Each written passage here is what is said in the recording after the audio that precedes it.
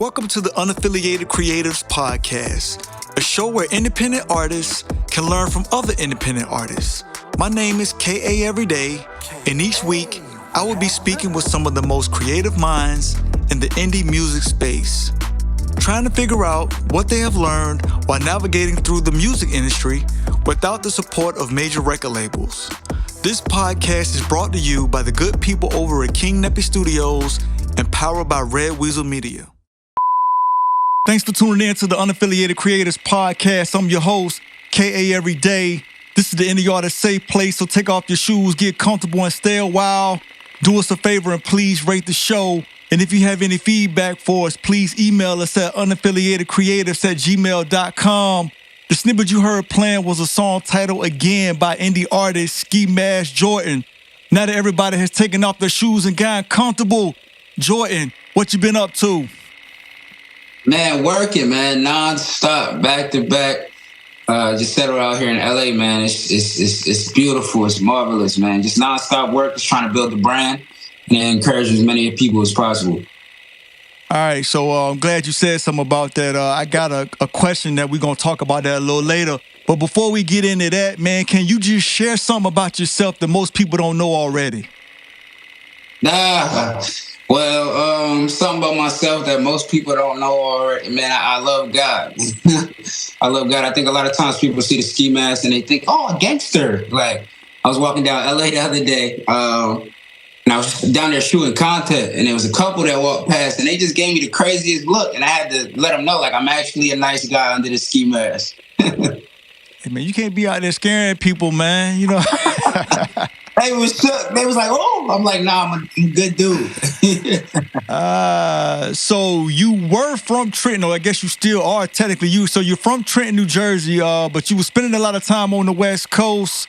But you just shared with the audience that you just recently moved to the West Coast. So with that being shared, man, just kind of, spend a couple of minutes talking about that whole transition to the West Coast. Yeah, man, it's just, so I've been out here a few times. I just felt like it was the right move for the brand, just trying to expand and be in the right place. I think location is extremely important for artists. It's important to be in the right place. A lot of times our hometown is like, man, it's like crabs in a barrel. So my mentality was I got to get somewhere where people are creating, where there's opportunity, where it's entertainment. You know what I mean?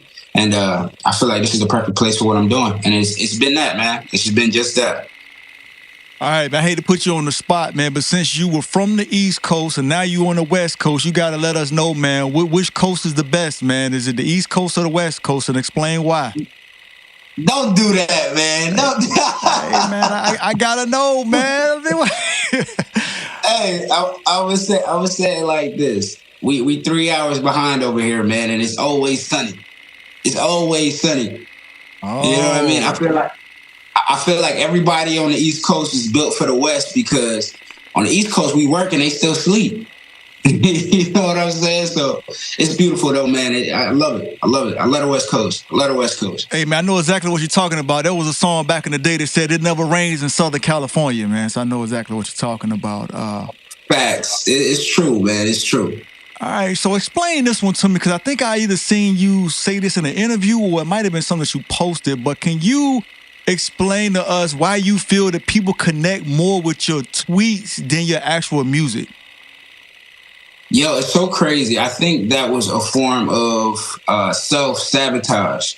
And I feel like as creatives, as artists, we do that to ourselves a lot. I was complaining about pretty much support, and I only had 4 songs out. You know what I'm saying? So it's like I'm pumping out 12 tweets a day, pumping out content, and people, that's all they're getting from me. So that's all they have to support. So as of lately, I've just been dropping back to back to back, and the support has been coming in. But it's like, if you're not dropping any music, you're not even giving people anything to support. So it was like, I was in a place where I was frustrated and I had to examine myself like, all right, what can I do differently to get people to pay attention and support the music? Because it's like, you complain about music, but you only got 4 songs out, bro. So I just started pumping songs back to back. I think I dropped 8 songs this year so far, if not 8 or 6. But I just been trying to be consistent, man. That was definitely a form of self-sabotage. I feel like a lot of artists go through that.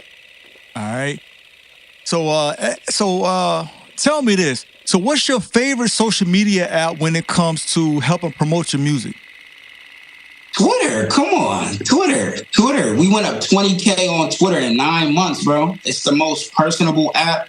I feel like Instagram is cool, but Instagram is just pictures. Snapchat is just pictures. Facebook, man, everybody mom on Facebook, so I don't really use. Everybody got an uncle or somebody older on Facebook, so the platforms are really outdated. But Twitter is the one because not only can people find your music, but you can connect with them in a personal way on that platform. So Twitter is my A1. All right, so I mean, you kind of just explained it, but the reason why I asked you that question is that's kind of interesting to me because most music artists or most of the people that I've interviewed anyway, they say that they prefer Instagram when it comes to helping promote their music over all the other platforms, but you like Twitter over the other ones, so that's why I wanted to ask you that question. Yeah, it's because it's more personable. I feel like you could kind of get to know. I feel like Twitter's a platform where everybody is reachable.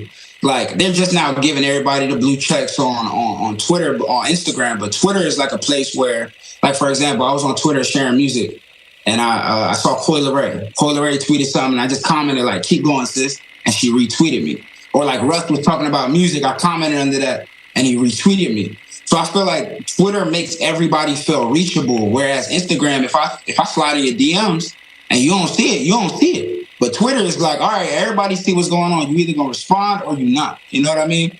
So it's just more. I feel like Twitter is a more intimate platform for artists, but it has to be work just like any other platform. All right. So let me ask you this question. What's the craziest thing somebody's ever asked you? That's a good one. Craziest thing anybody ever asked me. Why are you wearing a ski mask?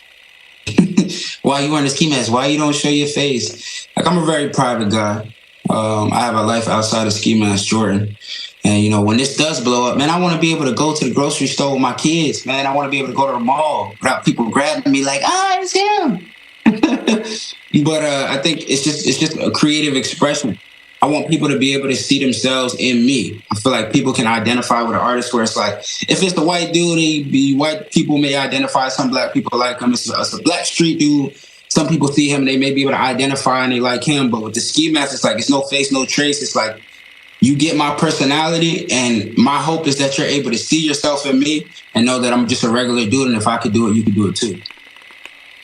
All right, well, I'm glad you mentioned the ski mask because I have several questions here for you that's kind of all catered around the ski mask because that's basically your whole persona. I mean, it's in your stage name. So are there any places that don't allow you to wear the ski mask? Yeah, church, man. I haven't tried to wear it in church yet. I mean, other than that, it's like, man, LA is like, beside that encounter I had with that couple, LA is like, man, it's Hollywood, man. It's like, I'm in the gut. I'm in the heart of LA. So it's like, it's entertainment. Out here it's regular. It's people running around shooting content, people like models everywhere, other people wearing masks. So it's like a circus, man. I fit right in out here. But the only place I haven't tried to wear it is church because I'm like, man, I ain't trying to get put out. So basically what you're telling me is before I go to sleep tonight, I need to pray that God allows the church members to open up their hearts and allow you to come into the congregation wearing your ski mask. That's basically what I'm hearing. Yeah, for sure.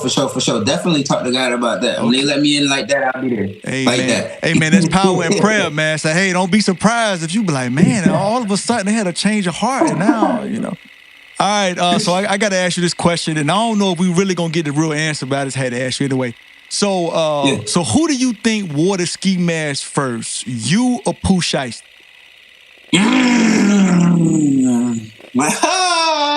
Hey, my ski mask. Hey, Pooh, I think I started the ski mask in 2021.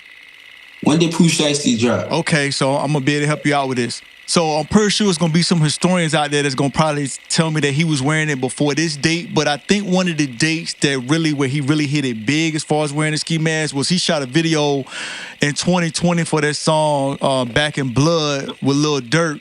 And in that video, he was wearing the ski mask. And since that song blew up so much, I think that's when a lot of the kids started really wearing the ski mask. So I would say 2020.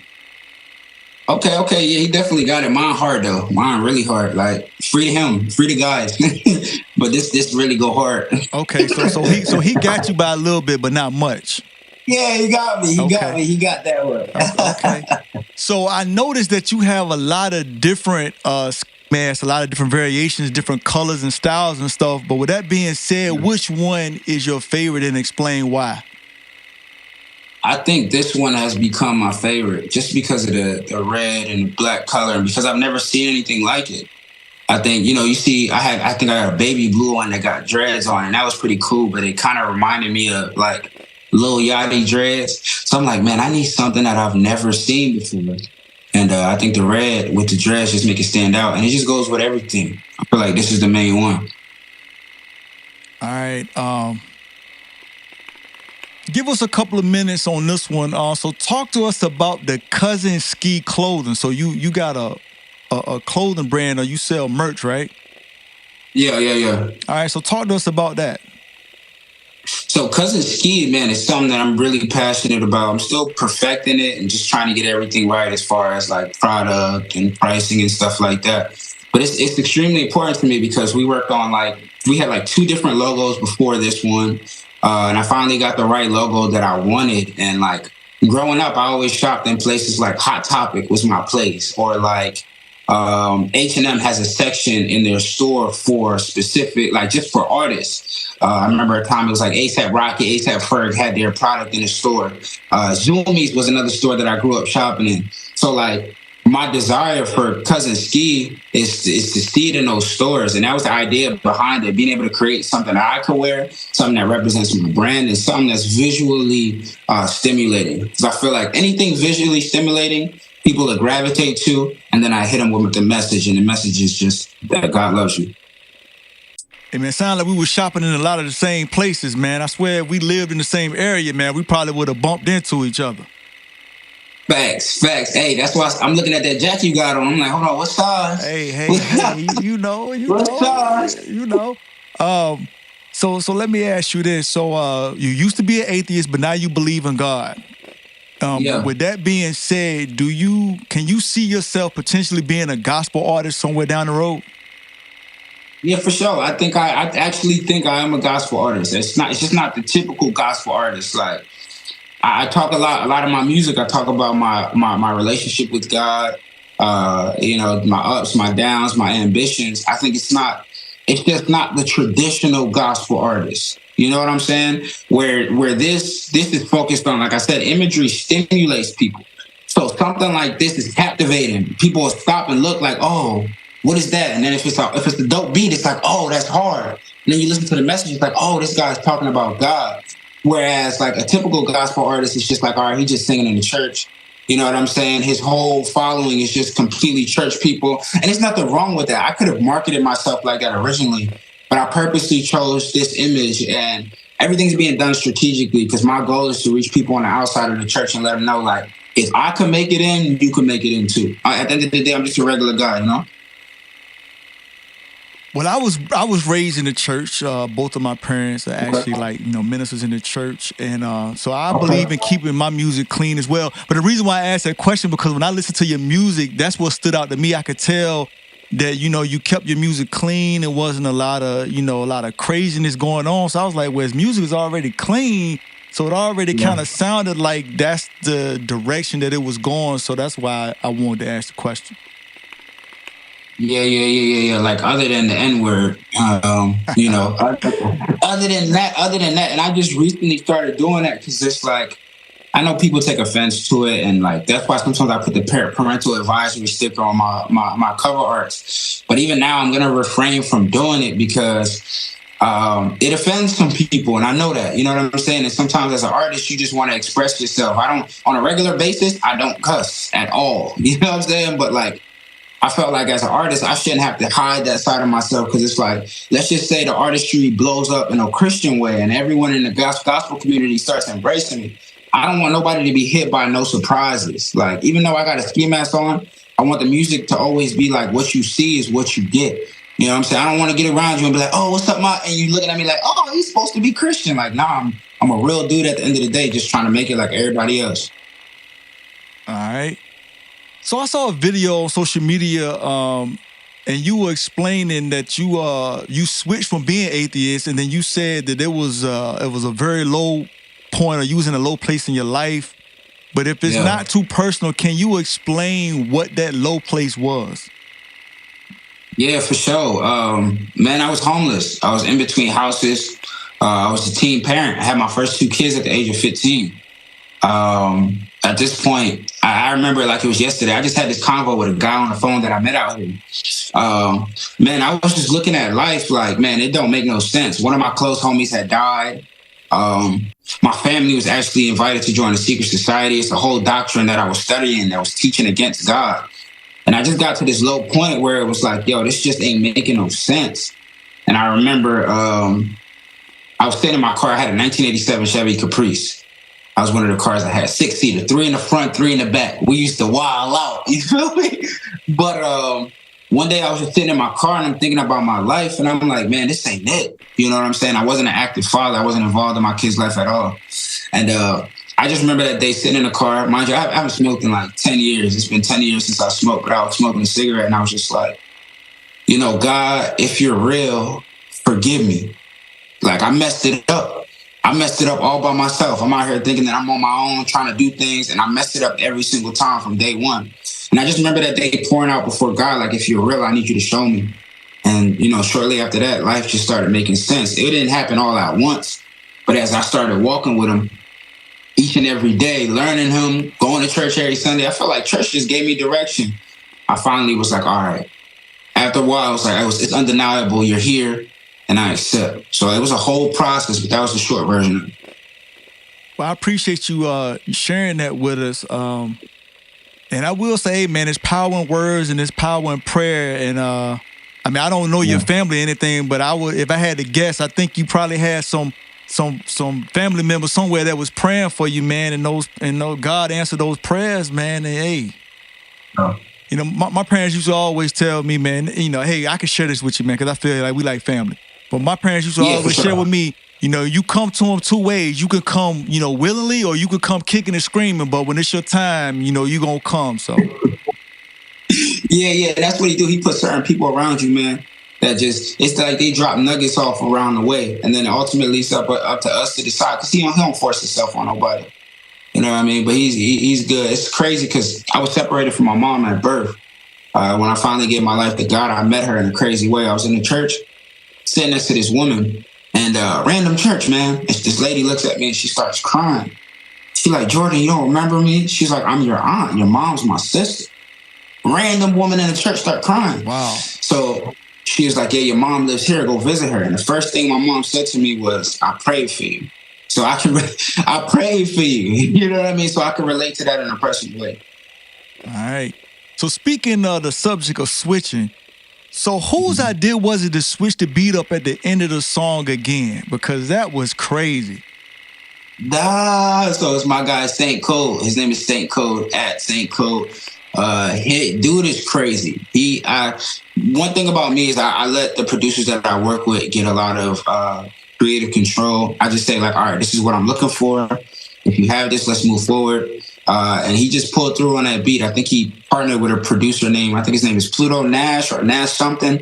But Saint Code is my guy. I worked with him directly. So he's a great producer. I'm working with a lot of great people right now, man. I'm really excited about the music that we're putting out together. Hey, man, I tipped my hat to that guy. He put his foot in that one, man. I was listening to it, and I wasn't expecting for that to happen. I was vibing to that thing. And that thing was like, I was like, hold on. Yeah. Remix. Yeah, he wild. He wild. He definitely wild. Man, I'm leaning towards that Jersey club, especially being out here in LA, because it's like, I'm from Jersey, and that's the whole sound. I grew up on that whole sound, so that's like me putting who I am in the music, that whole Jersey club sound. All right. So I'm asking you this question for a specific reason, and I'm pretty sure you probably won't be able to give me the full answer, and I'm gonna explain why I'm asking. So give me your top 5 rappers that wear ski masks, and you can put them in any order. Man, I don't even know 5. I think The first person I saw wear a ski mask was a battle rapper. Conscious, what's his name, man? He got the tattoos on his face, and when he a battle, I forgot his name, man. But it'd be like he'll battle with his regular face, and like round 3, he'll pull out the ski mask and he'll rap in the ski mask. And when I saw that, I'm like, yo, he's putting on a completely different character during a rap battle. That's hard. So it's just like, and I'm sure the ski mask has been in hip hop for years. I know, like, there's RMR or Rumor. I forgot his name. Before I had the ski mask, I actually reached out to him. I'm like, yo, your ski mask is so hard. I want to buy one. So, you know, he's an up and coming artist that's wearing ski masks, but I don't think I have a 5 ski mask artists of my preference. I don't think I know 5, especially not in the lane that I'm in. Well, that's the reason why I asked you the question, because I couldn't think of 5 either. So basically, I'm saying, without saying, you in the top 5. Oh, let's think about it. If you couldn't give me 5, and I'm gonna name you some, but I still couldn't come up with 5. So of course you got Pooh Shiesty. You know, we talked about him earlier. I don't know if you remember Young Buck that used to be part of G Unit. One of his album covers he had on a ski mask, and he basically was showing his grill. So you had Young Buck, Kodak Black. He was doing the ski mask thing. I think he actually did an interview on the Breakfast Club while wearing the ski mask. So I would say Kodak Black. And then we got Ski Mask Jordan, and that's only 4. Dang. And you said that was a battle rapper. So even if you throw the battle rapper in there, that's only 5. Right, so, that's crazy. I made it. Hey, man, I got to give you your flowers, man. You the top 5 rappers is wearing ski mask. Let's go. I made it in somebody's top 5, man. Let's go. All right, so let me ask you this. So would you rather stay independent, or would you get signed by a major label at some point? Oh, man, that's a really good question, bro. You came ready. You came with it. Hey, man, I do my homework. Hey, man, I said a prayer before we did this podcast, man, so I knew it was going to go good. That's right. Hey, that's crazy. I did the same thing right before you hit record. But, man, it really depends. Like, right now, as an independent artist, everything comes out of pocket. You know what I'm saying? And, like, I'm fortunate to be working with people that just believe in what I'm doing, so some are even willing to invest. I think if I did sign a major label deal, it would just have to make sense. If I did take that route, it would be for the machine and the investment. Because a lot of times when you come out of pocket, you're coming out of pocket for videos, you're coming out of pocket for producers. And just to be able to operate on a higher level, I would sign a record deal. I mean, I don't mind being independent now, but if the opportunity ever came to sign, yes, I would. It would just have to make sense. All right. So the premise of this podcast is independent artists learning from other independent artists. So I couldn't let you get out of here without asking you, what mistakes, if any, have you made so far in your music career that other people can learn from? I valued people's opinion more than my gut. I think a lot of times, you know, 'cause people always have their idea of what's supposed to be done and how it's supposed to look. Especially me being a Christian, you know what I mean? Like, oh man, that ain't supposed to be done like that. Or even artists, period. They say, well, you sound like this and you sound like that. I say, man, let whoever think whatever, just keep grinding and stay true to yourself at the end of the day. Don't compromise who you are for anything, not success, not money, not for position, not promotion, none of that. Just stay true to who you are. And eventually God will open all the right doors for you. So the biggest mistake that I made, the only thing I regret is putting other people's opinions before my gut. Because like even like a song like Again, sat on it for 2 years. I sat on it for a whole year because I gave somebody the idea about it and they were like, nah, that doesn't make sense. But I knew in my gut it was the right thing to do. And because I waited and I held off on it, it kind of like held up my opportunity for a year. When I dropped it, I got on my first Spotify editorial playlist.